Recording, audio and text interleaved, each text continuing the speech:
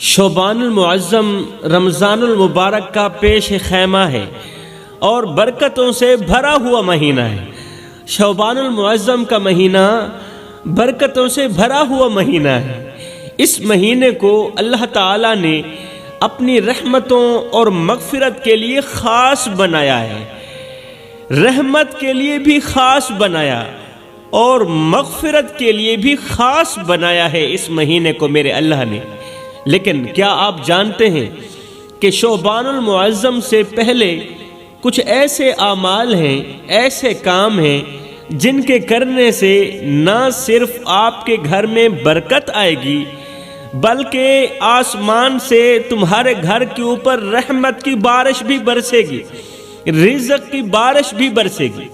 یہ اعمال نہایت ہی آسان ہے، کوئی مشکل اعمال نہیں ہے، کوئی مشکل کام نہیں ہے، لیکن ان کا اجر اور اثر دنیا و آخرت میں بے حد عظیم ہے، بہت زیادہ ہے ان کا اثر۔ اگر آپ شعبان المعظم کے بابرکت مہینے میں یہ 5 اعمال بڑے شوق سے، محبت اور خلوص کے ساتھ کرتے ہیں تو یقین جانیں کہ یہ اعمال نہ صرف آپ کی زندگی بدل دیں گے بلکہ آپ کی نسلوں کے لیے بھی کامیابی کا سبب بنیں گے، آپ کی نسلوں کے لیے بھی نجات کا سبب بنیں گے۔ آپ کی دعاؤں میں ایسی تاثیر پیدا ہوگی، ایسی تاثیر پیدا ہوگی کہ آپ کی آنے والی نسلیں ان دعاؤں کے فیض اٹھائے گی انشاءاللہ۔ اگر آپ شعبان المعظم سے پہلے یہ 5 عمل کرتے ہیں تو آپ کے خاندان کے ہر فرد پر اللہ کی رحمتیں نازل ہوں گی۔ خاندان کی بات کر رہا ہوں، نسلوں کی بات کر رہا ہوں، اور گھر میں رزق کی برکتیں اس طرح برسیں گی، اس طرح برسیں گی جیسے آسمان سے رحمت کی بارش برستی ہے۔ سبحان اللہ۔ صرف یہی نہیں، صرف رزق ہی نہیں، صرف یہ اعمال تمہیں امیر ہی نہیں بنائیں گے بلکہ میرے رسول کریم صلی اللہ علیہ وسلم نے فرمایا کہ ان اعمال کے سبب، ان اعمال کی وجہ سے آپ کے دلوں کو سکون بھی ملے گا۔ سبحان اللہ، سکون بھی نصیب ہوگا، گھر کے ماحول، محبت، پیار اور خوشحالی کا اضافہ بھی ہوگا۔ اللہ تعالیٰ کی نعمتوں کا دروازہ آپ پر اور آپ کے خاندان پر ہمیشہ کے لیے کھل جائے گا۔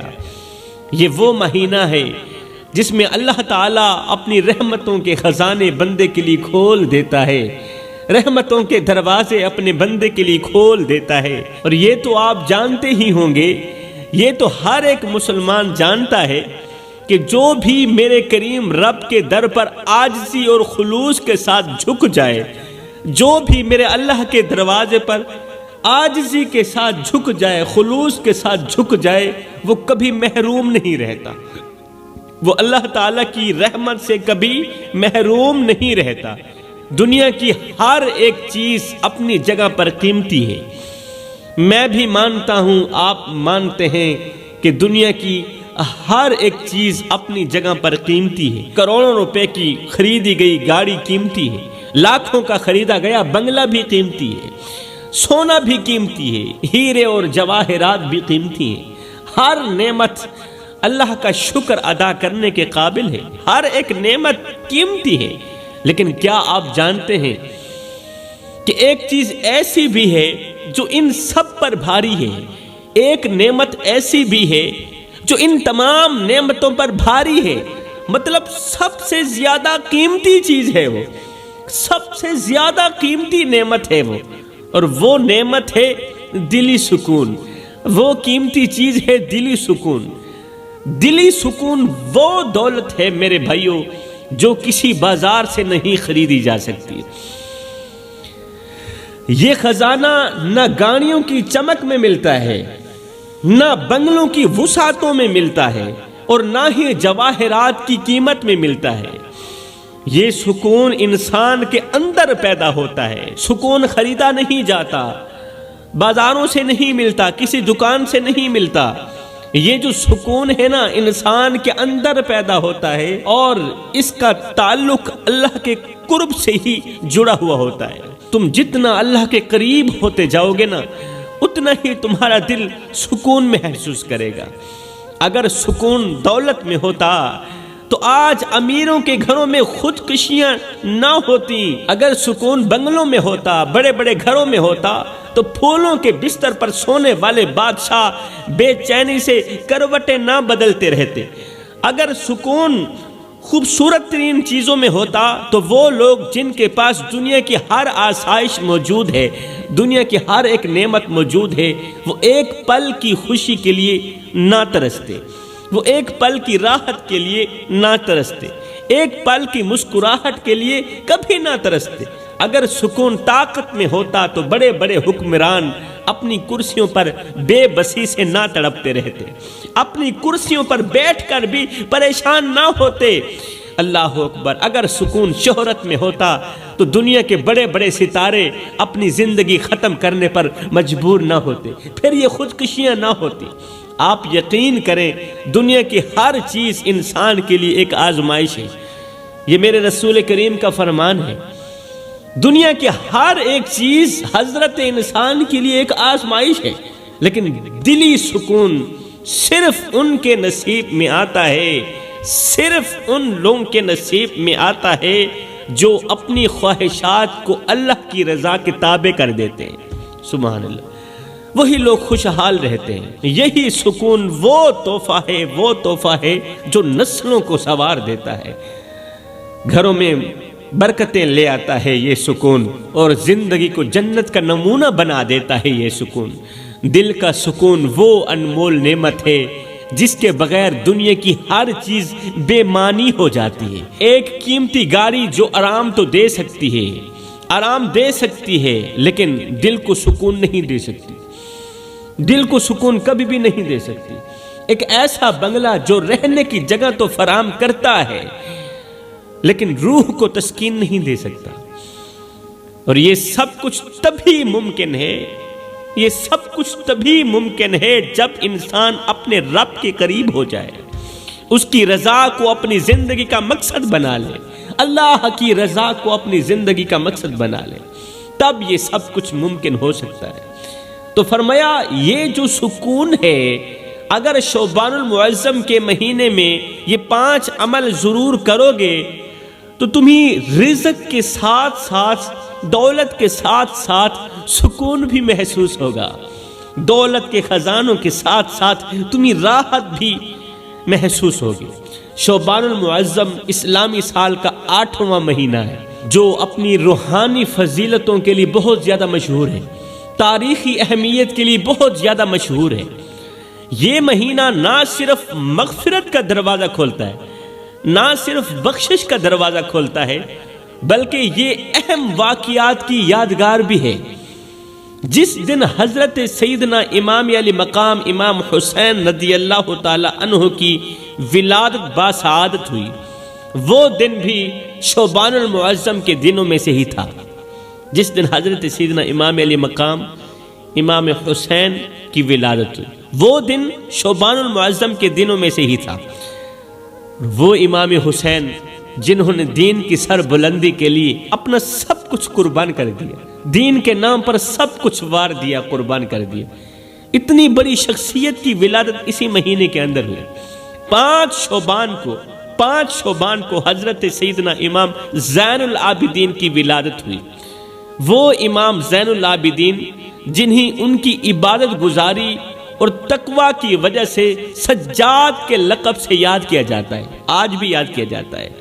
ان کی عبادت گزاری اور تقوی کی وجہ سے، تقوی کے باعث آج بھی سجاد کے لقب سے یاد کیا جاتا ہے۔ اتنی بڑی شخصیت بھی اسی مہینے کے اندر پیدا ہوئی تھی۔ 15 شعبان المعظم کو حضرت امام مہدی علیہ السلام کی ولادت کا دن ہے۔ 15 شعبان المعظم کو حضرت امام مہدی علیہ السلام کی ولادت، وہ امام مہدی جن کا ذکر امت مسلمہ کے لیے امید اور انصاف کی علامت کے طور پر کیا جاتا ہے، وہ امام مہدی جن کا ذکر انصاف کے طور پر کیا جاتا ہے، اللہ اکبر، امیدوں کے طور پر کیا جاتا ہے۔ اتنی بڑی شخصیت کی ولادت بھی شعبان المعظم کے مہینے میں۔ تاریخ میں یہ بھی لکھا ہے کہ جس دن حضرت آدم علیہ السلام کی توبہ اللہ تعالیٰ نے قبول فرمائی تھی، وہ درخت کا پتہ کھا لیا تھا نا، تو حضرت آدم علیہ السلام نے توبہ کی تو اللہ تعالیٰ نے آدم علیہ السلام کی توبہ قبول فرمائی۔ وہ دن بھی شعبان المعظم کے دنوں میں سے ہی تھا۔ اور سنو، جس دن میرے اللہ نے زمین کو آسمان کے نیچے بچھایا، زمین کو آسمان کے نیچے بچھایا اور اس پر زندگی کے آثار پیدا کیے، یہ دن بھی شعبان المعظم کے بابرکت دنوں میں سے ہی تھا۔ اللہ اکبر۔ حضرت اسامہ بن زید رضی اللہ تعالی عنہ روایت کرتے ہیں کہ میں نے رسول کریم صلی اللہ علیہ وسلم سے عرض کیا، یا رسول اللہ، میں آپ کو شعبان کے مہینے میں اتنی کثرت سے روزے رکھتے ہوئے دیکھتا ہوں، اتنی کثرت سے روزے رکھتے ہوئے دیکھتا ہوں جتنے کسی اور مہینے میں نہیں دیکھتا۔ آپ شعبان کے مہینے میں اتنی کثرت سے روزے رکھتے ہیں کہ کسی اور مہینے میں نہیں رکھتے، ایسا کیوں؟ رسول کریم صلی اللہ علیہ وسلم نے فرمایا اے اسامہ، یہ ایسا مہینہ ہے جو رجب اور رمضان کے درمیان آتا ہے، یعنی شعبان کا مہینہ رجب اور رمضان کے درمیان آتا ہے۔ اے اسامہ، یہ وہ مہینہ ہے جس میں انسان کے اعمال اللہ تعالیٰ کی طرف اٹھائے جاتے ہیں، اللہ کے پیارے بندے کے اعمال اللہ تعالیٰ کی طرف اٹھائے جاتے ہیں، اور میں چاہتا ہوں کہ میرے اعمال اس حال میں اٹھائے جائیں کہ میں روزے سے ہوں۔ سبحان اللہ۔ میں چاہتا ہوں کہ مجھے روزہ ہو اور میرے روزے کی حالت میں میرے روزے کی حالت میں میرے اعمال آسمان کی طرف اٹھائے جائیں، اللہ ان اعمالوں کو دیکھ کر خوش ہو جائے۔ میں چاہتا ہوں کہ اس وقت مجھے روزہ ہو۔ اب بات کرتے ہیں کہ وہ کون سے 5 عمل ہیں جو ہمیں شعبان المعظم کے بابرکت مہینے میں ضرور کرنے چاہیے، ہر حال میں کرنے چاہیے، تاکہ ہماری زندگی برکتوں اور رحمتوں سے بھر جائے۔ فرمایا پہلا عمل، اب غور سے سنیے گا، دل کے کانوں سے سنیے گا، یہ عمل کیجئے گا بھی صحیح انشاءاللہ۔ فرمایا پہلا عمل استغفار کی کثرت۔ شعبان المعظم وہ مہینہ ہے جس میں اللہ تعالیٰ اپنے بندوں کی طرف خصوصی توجہ فرماتا ہے، اللہ اپنے ہر ایک بندے کی طرف خصوصی توجہ فرماتا ہے اور رحمت کی نگاہ سے دیکھتا ہے، رحمت اور کرم کی نگاہ سے دیکھتا ہے۔ توبہ اور استغفار کے دروازے میرا اللہ اس مہینے میں کھول دیتا ہے اپنے بندے کے لیے۔ اس مہینے میں روزانہ 100 مرتبہ استغفار پڑھنے کو اپنا معمول بنا لو۔ روزانہ 100 مرتبہ استغفار پڑھنے کو اپنا معمول بنا لو اسی مہینے کے اندر۔ استغفار کے ذریعے نہ صرف گناہوں کی معافی ہوتی ہے، نہ صرف گناہوں کی معافی ہوتی ہے، بلکہ دل کی بے سکونی بھی ختم ہو جاتی ہے، دل کی بے قراری بھی ختم ہو جاتی ہے۔ 100 مرتبہ جب تم استغفار پڑھو گے نا تو تمہارے دل کو قرار نصیب ہوگا، یہ رونا دھونا بند ہو جائے گا، یہ شکوہ و شکایت بند ہو جائے گا، اور اللہ بندے کے لیے زمین و آسمان کے رزق کے دروازے کھول دیتا ہے اس مہینے میں۔ جو شخص 100 مرتبہ استغفار پڑھتا ہے، 100 مرتبہ شعبان المعظم کے مہینے میں روزانہ استغفار پڑھتا ہے، اللہ تعالیٰ اس بندے کے لیے زمین و آسمان کے رزق کے تمام دروازے کھول دیتا ہے، رزق سے مالا مال کر دیتا ہے۔ قرآن پاک میں اللہ تعالیٰ فرماتا ہے، اپنے رب سے معافی مانگو، اپنے رب سے معافی مانگو، بے شک وہ بڑا معاف کرنے والا، وہ بڑا ہی معاف کرنے والا ہے، وہ کریم ہے، رحیم ہے، وہ تم پر آسمان سے رزق کی بارش نازل کرے گا، رحمت کی بارش نازل کرے گا اور تم ہی مالا مال کر دے گا۔ ایک انسان جنگل میں بھٹک گیا، مثال کے طور پر میں تمہیں چھوٹا سا واقعہ سنانا چاہتا ہوں۔ ایک انسان جنگل میں بھٹک گیا، راستہ کھو بیٹھا اور شدید بھوک اور پیاس میں مبتلا ہو گیا، کھانے کو کچھ نہیں تھا، پینے کو کچھ نہیں تھا، شدید اور پیاس میں مبتلا بھی ہو گیا۔ اچانک اسے دور سے ایک باغ نظر آیا جس میں ہر قسم کے پھل تھے، بہت بڑا باغ تھا، دور سے اس بھوکے انسان کو باغ نظر آیا۔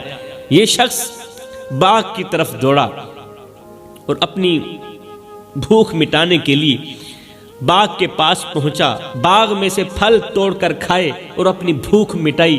اتنے میں باغ کا مالک بھی آ گیا۔ باغ کا مالک آیا، کہا میری اجازت کے بغیر میرے باغ سے پھل توڑ کر کیوں کھائیں؟ تم نے مجھ سے اجازت طلب کیوں نہیں کی؟ اس شخص نے معافی مانگتے ہوئے عاجزی اور انکساری سے کہا کہ میں نے آپ کی اجازت کے بغیر یہ پھل کھائے ہیں آپ کی اجازت کے بغیر۔ مجھے بھوک نے ستایا ہوا تھا، میرے پاس کھانے کو روٹی نہیں تھی، پینے کو پانی نہیں تھا، بھوک نے ستایا ہوا تھا، لہٰذا میں نے آپ کے باغ سے پھل توڑ کر کھا لیے، مجھے معاف کر دو۔ میں آپ سے معافی کی خیرات مانگ رہا ہوں، مجھے معاف کر دو۔ اب جیسے ہی اس نے معافی کی خیرات مانگی نا، تو مالک نے اسے معاف بھی کر دیا اور ساتھ میں کہا یہ سارا کا سارا باغ تمہارا ہے۔ معاف بھی کر دیا اور ساتھ میں یہ بھی کہا کہ یہ جو جتنا باغ ہے نا اب یہ تمہارا ہے، مزے کرو، یہ سارا کا سارا باغ تمہارا ہے۔ اس نے کہا وہ کیوں؟ اس نے کہا کیونکہ تمہارے اندر عاجزی ہے، تمہارے اندر عاجزی ہے اور تم خود کو بڑا نہیں سمجھتے، تم خود کو بہت ہی کم سمجھتے ہو، چھوٹا سمجھتے ہو، اس لیے تم نے معافی مانگنے میں دیر نہیں کی، جلدی کی معافی مانگنے میں۔ تو نے جو میرے سامنے معافی مانگی ہے نا، اپنے کیے پر شرمندہ ہو کر عاجزی کے ساتھ ہاتھ جوڑے معافی مانگی، تو تیرا یہ عمل مجھے اتنا پسند آیا ہے، اتنا پسند آیا ہے کہ اب یہ سارا کا سارا باغ تمہارا ہے، اس باغ کے مالک تم ہو، اس باغ کے مالک تم ہو۔ میرے محترم بھائیوں، آپ اندازہ لگائیے کہ ایک بندے کی معافی اس قدر پسند کرتا ہے، ایک بندہ بندے کی معافی، بندے کی عاجزی اس قدر پسند کرتا ہے کہ بدلے میں وہ انعام دیتا ہے جو انسانی عقل دنگ کر دے۔ بتاؤ، جب ایک گنہگار انسان اللہ کے حضور توبہ کرتا ہوگا تو میرا اللہ کیا کچھ عطا نہیں کرتا ہوگا، سب کچھ عطا کرتا ہوگا۔ اللہ اکبر۔ فرمایا دوسرا عمل روزوں کا اہتمام کرنا۔ شعبان المعظم میں نفل روزوں کا اہتمام اللہ تعالیٰ کی محبت حاصل کرنے کے لیے ایک بہترین عمل ہے، نفل روزوں کا اہتمام۔ رسول کریم صلی اللہ علیہ وسلم اس مہینے میں کثرت سے روزے رکھا کرتے تھے۔ حضرت سیدہ عائشہ صدیقہ رضی اللہ تعالی عنہ فرماتی ہیں کہ میں نے رسول کریم صلی اللہ علیہ وسلم کو رمضان کے علاوہ کسی مہینے میں شعبان سے زیادہ روزے رکھتے ہوئے نہیں دیکھا۔ رمضان کے بعد رسول کریم سب سے زیادہ روزے رکھتے تھے تو شعبان کے مہینے میں ہی رکھتے تھے۔ تو فرمایا تیسرا عمل رزق میں برکتیں لانے والا، رزق بڑھانے والا، انسان کی ٹینشنیں پریشانیاں ختم کرنے والا، انسان کے بے قرار دل کو قرار دینے والا، بے سکون دل کو سکون دینے والا جو شعبان المعظم کا تیسرا عمل ہے وہ ہے رشتہ داروں کے ساتھ اچھا سلوک کرنا۔ شعبان المعظم کا مہینہ ہمیں یہ موقع دیتا ہے کہ ہم اپنے رشتہ داروں کو مضبوط کریں، عزیز و اقارب کو مضبوط کریں اور ان میں محبت کا جذبہ پیدا کریں۔ یہ مہینہ صرف اپنی عبادات میں اضافہ کرنے کا نہیں بلکہ دوسروں کے ساتھ تعلقات کو بہتر بنانے کا درس بھی دیتا ہے۔ رسول کریم صلی اللہ علیہ وسلم نے فرمایا کہ جو شخص چاہتا ہے کہ اس کا رزق بڑھایا جائے اور اس کی عمر دراز ہو، اس کی عمر میں برکت ہو، اس کی عمر لمبی ہو، تو وہ رشتہ داروں کے ساتھ اچھا سلوک کرے۔ اس کا مطلب یہ ہوا کہ رشتہ داروں کے ساتھ اچھا سلوک کرنے والے لوگ ہی لمبی عمر پاتے ہیں۔ اس کا مطلب یہ ہوا رشتہ داروں کے ساتھ اچھا سلوک کرنے والے لوگ ہی دلی سکون پاتے ہیں۔ اگر آپ کسی رشتہ دار سے ناراض ہیں، خفا ہیں، یا کسی کے ساتھ آپ کی بات چیت بند ہے، گفتگو نہیں ہو پا رہی، بات چیت کافی عرصے سے نہیں ہو پا رہی، تو یہ وقت ہے کہ اپنی انا کو پیچھے چھوڑ کر، اپنی ماں کا گلا دبوچ کر، اپنی ماں کو ختم کر کے ان کے ساتھ تعلقات بحال کرنے کا یہ وقت ہے، اچھا وقت ہے۔ رشتہ داروں کے حقوق کو ادا نہ کرنا نہ صرف گناہ ہے بلکہ اس سے دل کی سختی بڑھتی ہے۔ قسم ہے اللہ پاک، دل پتھر ہو جاتا ہے اور زندگی کی برکتیں ختم ہو جاتی ہیں۔ جو لوگ جلدی مر جاتے ہیں نا، ان کا رشتہ داروں کے ساتھ اچھا سلوک نہیں ہوتا، رشتہ داروں کے ساتھ ان کی دشمنی ہوتی ہے، اس لیے ان کی زندگی میں سے برکتیں ختم کر دی جاتی ہیں اور وہ لوگ جلد از جلد رخصت ہو جاتے ہیں، مر جاتے ہیں۔ انسان یہ سمجھتا ہے کہ دوسروں کو نظر انداز کرنے سے وہ بہتر زندگی گزارے گا، ہر ایک انسان یہی سوچتا ہے، اللہ ماشاءاللہ ہر کسی کی بات تو نہیں کر رہا، لیکن اکثریت کچھ ایسی ہی ہے۔ انسان یہ سمجھتا ہے کہ دوسروں کو نظر انداز کرنے سے وہ بہتر زندگی گزارے گا، لیکن حقیقت یہ ہے کہ صلہ رحمی رزق اور سکون میں اضافے کا ذریعہ ہے۔ اللہ اکبر، یہ دل کو سکون مہیا کرتا ہے اور رزق میں اضافہ لاتا ہے۔ خدا را میرے بھائیو، اپنے دل کو بڑا کرو، معاف کرنا سیکھو، معاف کرنا سیکھیں، اور محبت اور احسان کے ذریعے اپنے رشتہ داروں کو جوڑیں، کیونکہ یہی وہ عمل ہے جو اللہ کی رضا کا سبب بنتا ہے، یہی وہ عمل ہے، اور دنیا و آخرت دونوں میں کامیابی کا ذریعہ بھی ہے یہی عمل۔ اللہ اکبر۔ تو فرمایا چوتھا عمل صدقہ کرنا، اور پانچواں عمل والدین پر خرچ کرنا۔ صدقہ بھی بڑھ چڑھ کے کرنا ہے، خیرات بڑھ چڑھ کے کرنی ہے، اور ہاں اپنے والدین پر خرچ بھی کرنا ہے۔ والدین کو ناراض مت کرنا۔ والدین کی آنکھوں سے آنسو نکلتے ہیں تو جلد از جلد انہیں منا لینا، ان کی خدمت کرنا، بھرپور خدمت کرنا۔ تو فرمایا یہ 5 عمل ایسے ہیں جو تمہاری زندگی میں ڈھیروں خوشیاں لائیں گے، تمہارے رزق میں برکتیں لائیں گے، تمہارے گھر میں سے رزق کی بارش برسائیں گے۔ میں دعا کرتا ہوں کہ اللہ تعالی ہمیں یہ 5 عمل کرنے کی توفیق عطا فرمائے اور دل سے کرنے کی توفیق عطا فرمائے۔ اللہ تعالی ہم سب کو نیک بنا دے اور ایک بنا دے۔ اللہ تعالی ہم سب کو وہ نیک کام کرائے جس پر اللہ بھی راضی ہو جائے، اس کا رسول بھی راضی ہو جائے۔ آمین ثم آمین۔ وما علینا الا البلاغ المبین۔